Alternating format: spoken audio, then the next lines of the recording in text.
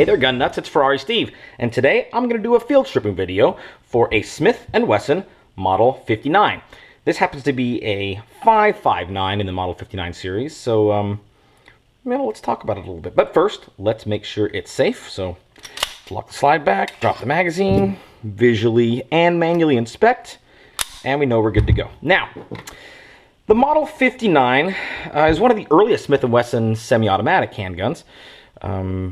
The first version was the Model 39, and that was popular for a while, and then the Navy talked to Smith & Wesson and said, hey, why don't you make us a double stack? The 39 was a single stack. This is, you can tell from the width here, it's a double stack. And they said, why don't you make us a double stack, and let's see if our Navy SEALs like it. So that's what Smith & Wesson did, and unfortunately, the Navy SEALs did not like it. So I guess it is kind of a sick joke that I've got this on a P226 mat, because eventually, later on, the Navy SEALs adopted the P226 Mark 25 as their sidearm. But this, when Smith & Wesson didn't get the Navy contract for this, they took it civilian, and it was somewhat popular. I mean, it never really achieved collectible status. These are they're decent guns, but just never really caught on as being super popular or collectible. So the good news is you can get a decent handgun for I'd put this one at about $350. You can get one brand spanking new for like $400. They made them from 1971, which is the Model 59, from 1971 when I was born, all the way up to 1988 when I graduated from high school. And I went through the Model 59, and then the 459 was an alloy variant of that. The 559 is the all steel and heavier variant, and then eventually they made the 659 and stopped making that at the end of their run. But you'll hear these referred to as Model 59s, but then their second generation of it have the three-digit designation here, whether 459, 559, or 659. So let's take it apart. This is a 9mm, but it looks kind of 1911-ish, right? I mean, you've got a barrel lug, you've got the slide catch lever here. That kind of looks 1911-ish. You've kind of got this beaver tail here. There is no safety here, though. It just kind of looks like the 1911. And again, that kind of makes sense, right? Because they were going toward the military when they designed this, and that's what the military was used to using. So they were looking for something, I think, kind of familiar. This has the adjustable rear sights. This was an option. Oh, my finger's a little dirty. I was taking this gun apart earlier. I mean, this is an adjustable rear sight, so that's actually a nice touch for this 559.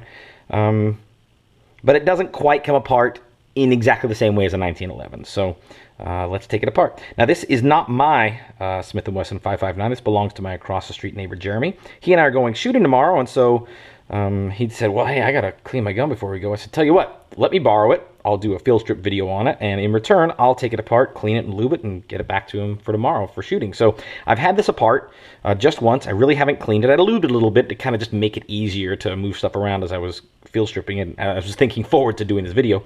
But it's in, not perfect, clean shape, so don't give me any grief in the comments, please. Here we go. So to get the field strip going, pull the slide back, and I like to have it in the cock position. I mean, it's going to cock itself anyway as you slide the slide back, so put it in the cock position.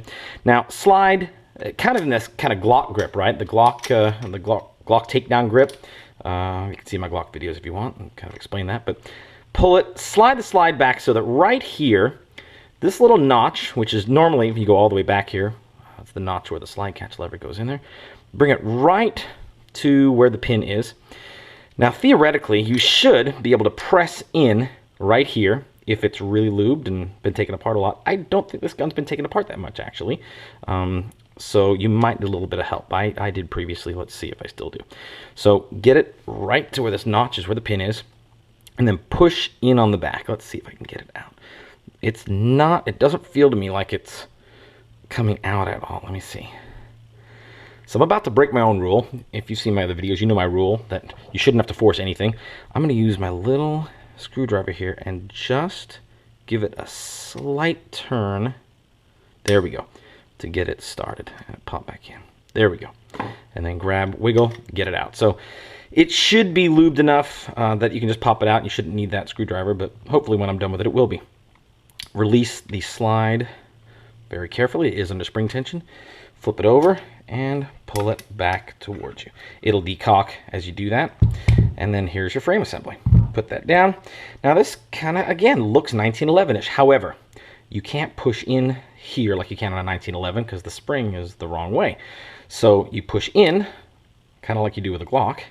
Push in on the guide rod, pull the spring out on the guide rod, and there you go. You can take this apart, but again, remember which end is which. I don't know if it happens to make any difference with this gun, but I just always like to make sure my guide rod goes into the same end of my spring all the time when I'm cleaning. Now, you might think, oh, I'll just pop out the barrel and pull it out. You can't. The barrel lug, 1911-ish, is in place, so you rotate it and find where it releases, pull it out, and now you can pull the barrel out. And that's all the pieces of a Model 59 or a 559 taken apart. Putting it back together, you just do it in reverse order. Grab the barrel, slide it in, get your barrel lug, look for this little notch, match it up, rotate it in, grab your guide rod and your spring assembly. Now, before I do it, you're looking for this little notch right here on the barrel. It's not that big, but that's where this is going to seat in. Make sure this is lined up, right? Because if it's blocked here, you're not going to be able to get it through. So make sure this is lined up perfectly. Put your spring assembly in. Make sure the angle is good so that you can get that poked through. See, it wiggled out on me. I got to keep that just perfect. There we go. It should push through and then sit right in there in that little notch. Nice. Now, here's where it can get tricky. Put the slide back on the frame. Now, again, 1911-ish, these little things stick up back here. Extractor and some of the trigger safety spring-loaded levers here.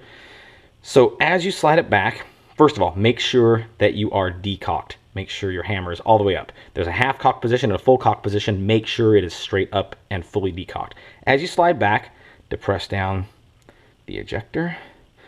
Press down right there. Now, it's this one right here that's going to give you trouble, if any gives you trouble at all. This one right here.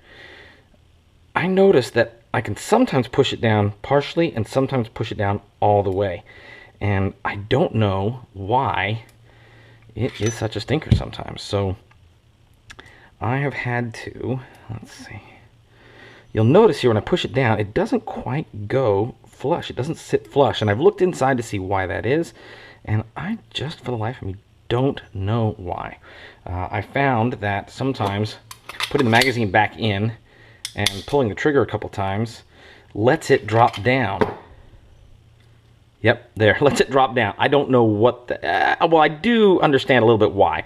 This gun does have a magazine safety, so it won't let you pull the trigger without the magazine in. And I know that this piece has something to do with that. And so that's why I can get it kind of to sit flush now. So if you're having trouble with that, maybe that trick will help you. So slide it back, push down. It's not quite going, so I'm going to get my screwdriver. And again, I hate metal on metal, but put just a little bit of pressure right just there and slide it back. There we go. Again, not a lot. And then it should slide back. Now, slide your slide. It's under tension. You move your barrel so that you get that hole totally open and clear and ready for the pin to slide back in. Wiggle it until you find the right spot and should be good to go. Check the function. Rack the slide a few times. Alright. You're going to have the magazine in if you want to check the trigger function and check the locking back function, right? The safety works as a decocker, kind of like the Walther PPK does. I really like that feature. Half cocked, fully cocked, decocked, and then with the magazine in, the trigger should work. So there you go. That's all there is to field stripping a Smith Wesson Model 59. This one happens to be a 559, but the steps should be the same for an original Model 59 or a 459 or a 559 like this or a 659. This is Ferrari Steve reminding you that a dirty gun's a happy gun. So this gun's kind of happy. We'll make it super clean, and then my buddy Jeremy and I will go out and get it dirty tomorrow. So just make sure that you practice to use your guns, get them dirty, then clean them. Because the first time that you have to pull the trigger, you don't want that to be the first time you have pulled the trigger. Stay safe out there. Thank you for watching. Go ahead and subscribe if you like what you see. And I'll be making more videos. And we'll see you next time.